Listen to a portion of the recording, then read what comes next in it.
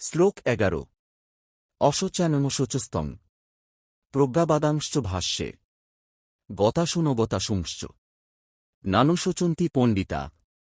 বাংলা অর্থ।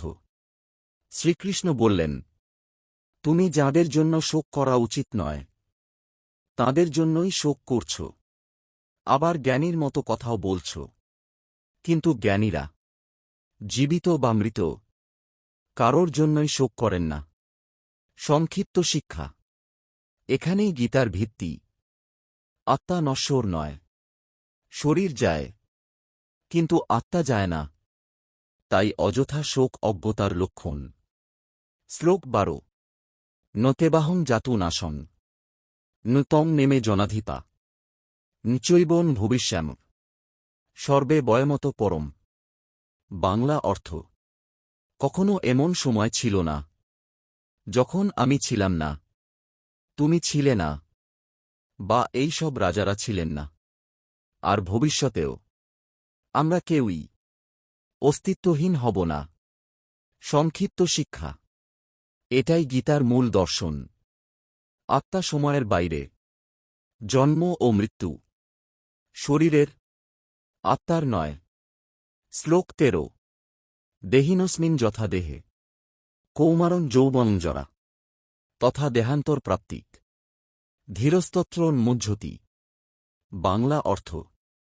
যেমন এই শরীরের মধ্যেই শৈশব, যৌবন ও বার্ধক্য আসে, তেমনি মৃত্যুর পরে আত্মা অন্য শরীর প্রাপ্ত হয়। এই বিষয়ে ধীর ব্যক্তি কখনো মোহগ্রস্ত হন না। সংক্ষিপ্ত শিক্ষা। মৃত্যু কোনো শেষ নয়, এটা শুধু শরীর বদল। যে এটা বোঝে সে ভয় পায় না।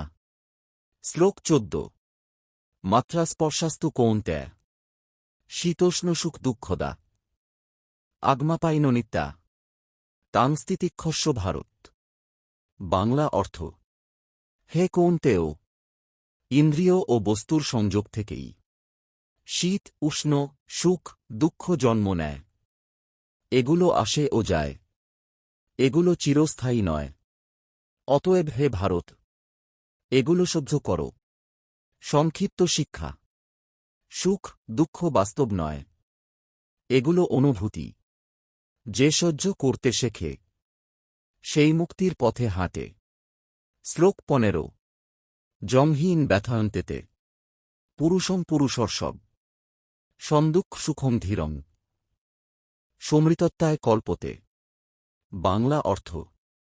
হে পুরুষ শ্রেষ্ঠ, যে মানুষ সুখ ও দুঃখে সমান থাকে, এই সমস্ত অনুভূতি যাকে বিচলিত করতে পারে না, সেই অমৃতত্ব অর্থাৎ মুক্তির যোগ্য হয়। সংক্ষিপ্ত শিক্ষা। যে সুখে অহংকারী নয়, দুঃখে ভেঙে পড়ে না, সেই মানুষই আত্মজ্ঞান লাভ করে।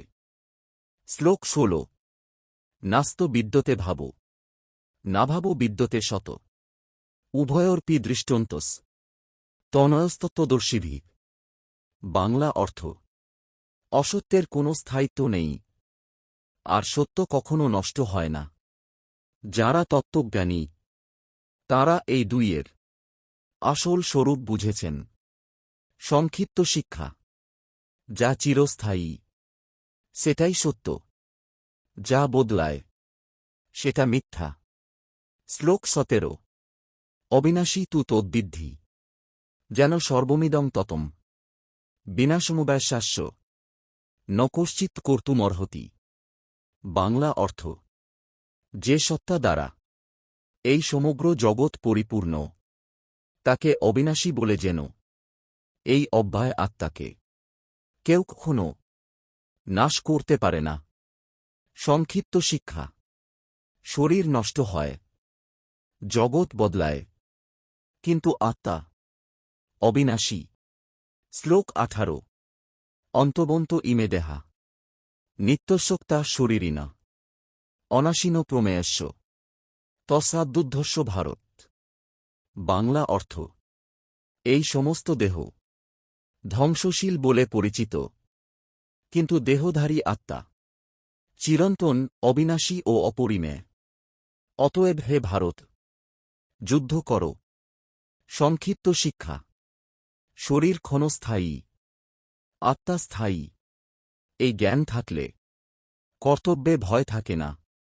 শ্লোক ১৯। যো এনং বেত্তি হন্তারং, যশ্চৈনং মন্যতে হতম, উভৌ তৌ বিজানিত, নায়ং হন্তি নহন্যতে। বাংলা অর্থ: যে মনে করে আত্মা হত্যা করে অথবা যে মনে করে আত্মা নিহত হয়, তারা দুজনেই সত্য জানে না। কারণ আত্মা না কাউকে হত্যা করে, না নিজে কখনো নিহত হয়। সংক্ষিপ্ত শিক্ষা। হত্যা ও মৃত্যু শরীরের স্তরে, আত্মার স্তরে কিছুই ঘটে না। শ্লোক ২০। ন জায়তে ম্রিয়তে বা কদাচিৎ, নায়ং ভূত্বা ভবিতা বানুভূব, অজ নিত্য শাশ্বতয়ং পুরানো, নহন্যতে হন্য মানে শরীরে।